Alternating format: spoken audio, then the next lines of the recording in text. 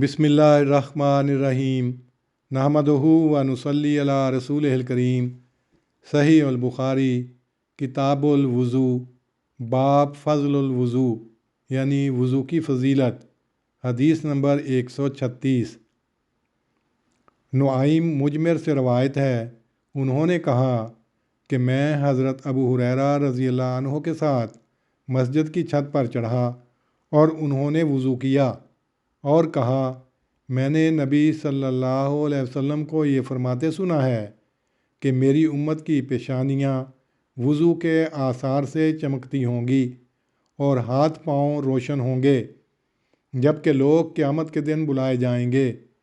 बस तुम में से जो भी अपनी रोशनी बढ़ा सके तो चाहिए कि वो बढ़ाए।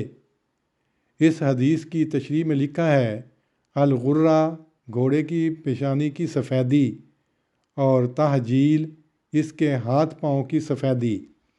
ये असील घोड़े की अलामत होती है।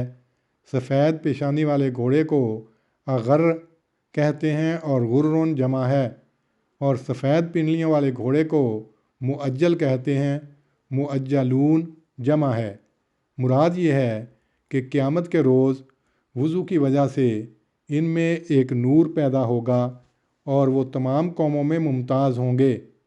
बाब के उन्वान का मफ़हूम बिल्कुल ज़ाहिर है कि वुज़ू की फ़जीलत इन पाकीज़ा असरात की वजह से है जो वो नमाज के साथ मिलकर नफ्स में पैदा करता है, और ये असरात जो इस दुनिया में एक मख्फी सूरत रखते हैं, क़यामत के दिन ज़ाहरन नूरानी तजल्लियात में नुमायाँ हो जाएंगे। तफसील के लिए देखिए इस्लामी उसूल की फ़िलासफ़ी।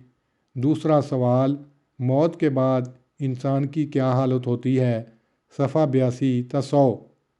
मज़ीद तफसील पढ़ने के लिए आप इस हदीस की ज़ैल में देख सकते हैं। अल्लाहुम्मा सल्लि अला मुहम्मदिन व अला आलि मुहम्मद कमा सल्लैता अला इब्राहीम व अला आलि इब्राहीम इन्नका हमीदुम मजीद।